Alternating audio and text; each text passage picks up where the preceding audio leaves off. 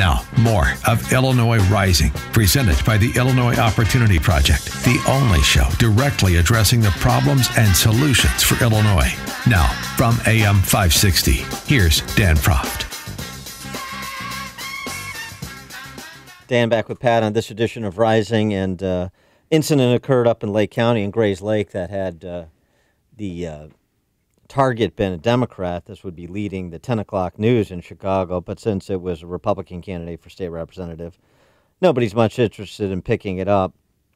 And it's not about defacing a yard sign, which is the issue. It's about the nature of how a yard sign was defaced. Ken Idstein is a Republican candidate for state rep in Grays Lake, and longtime businessman up there, mortgage broker.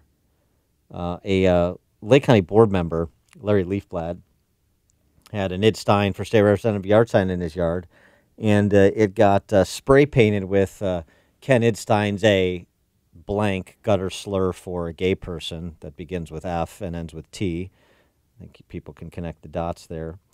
And no response that I've seen from his opponent, incumbent Sam Yingling, the largest beneficiary of Mike Madigan money of any member of the House Democrat caucus, $1.5 million. No interest from the press, as far as I've seen, other than the local paper that I started that covered the story after Idstein issued a statement about it, and Larry Leafblad talked about it as well. I mean, he's an elected official. What does that say about the political culture here, as well as the media coverage of said political culture, or are we making too much of this? Well, we're not making too much of it, right? This is when the left does insidious, horrible things that they accuse the right of doing. And in this particular case, Dan, it's particularly egregious because Representative Yingling is a gay person, and he, you would think the outrage over this type of slur, and it's a disgusting slur, that he'd be on top of it and say, look, I don't accept this, particularly as a gay American. I don't accept this. I think this is horrible. No one should be subjected to this. This is the type of thing I've fought against my entire life. But the fact that even in that sort of personal circumstance in his own life gets bypassed, this is like what you talked about. I don't remember who the legislator was who got picked up. It was Deb Conroy or whoever got sexually harassed and wouldn't, right? The fact that you won't stand up, Sam Yingling won't stand up and against this just shows how craven the political environment is, because he's probably being told not to say anything and let it die for his own political benefit, which, is to me really the story. I mean, it's terrible.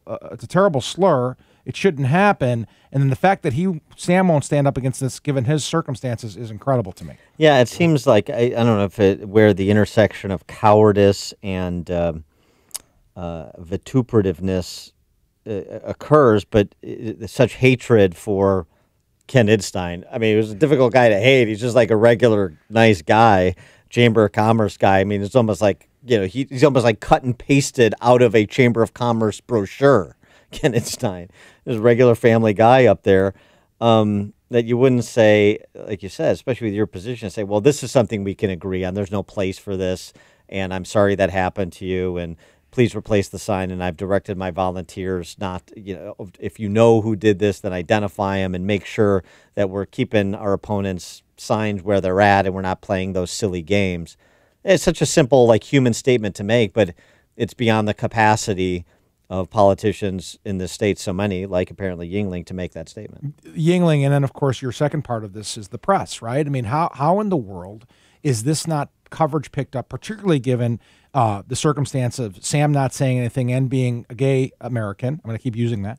How in the world did they not pick up on that little angle? And like you said, if this had been on one of Sam's signs, okay? Yeah. The world would be collapsing. It would be on MSNBC. It would be everywhere. And it would be evidence of just how vile and anti-gay and misogynist and racist Republicans are everywhere. And the press would pick it up and eat it up.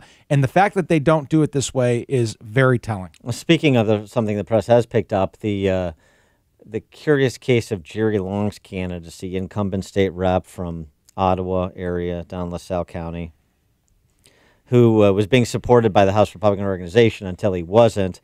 A longtime LA of his, legislative assistant, made some sort of allegation against him of being mean, I guess. I don't know. I haven't seen the specifics of it. It's just sort of the rumor mill.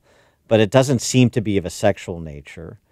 And House Republicans pulled out like right away, and you've got Durkin, the House minority leader, running around to all these other Republican incumbent legislators, calling on them to call on Jerry Long to resign and to step down. And from what I understand is they don't even have a replacement candidate. This is a seat that was held by a Democrat for 2 decades that Republicans won. Jerry Long won 2 years ago. And it seems like House Republicans are content on just conceding the seat to the Democrats or trying to force Jerry Long to do so by resigning without a clear indicator of who would replace him and the viability of that candidacy in the context of a 50-day campaign. It's weird to me how you go from zero to nuclear that fast if you're really invested in that incumbent and without any details about an allegation from a longtime legislative assistant of the candidates and the incumbents. Well, it does a few things. It shows the environment that we're in, where politically there is a giant rush to judgment and fear of being tagged with something bad even before you investigate it, and that's just something that's happening everywhere. It also shows to me, at least, that they didn't think that the Long race was worth protecting, and he had an uphill battle anyway because of what you just said about this being a Republican district. Now, the interesting thing about it is listeners know about Jerry Long is he's a very particular fit for that district, right? It's a heavily blue-collar working district, a lot of union memberships. He's a private sector union guy. He's a truck driver. And so he sort of fit a mold that a Republican could win in that district. So the idea that you could just drop him and put someone else in there in 50 days and win is not true, right? It would have to be a particular kind of person. So winning these seats has been painstaking. You may notice the disparity in how many Republicans versus how many Democrats operate in the House. The other thing it sends a message to other people that want to get involved in the party, who want to get involved in electoral politics, who want to run for state rep. It sends a message to them that, no one's going to have their back. And, I'm in the business of recruiting candidates in my private life.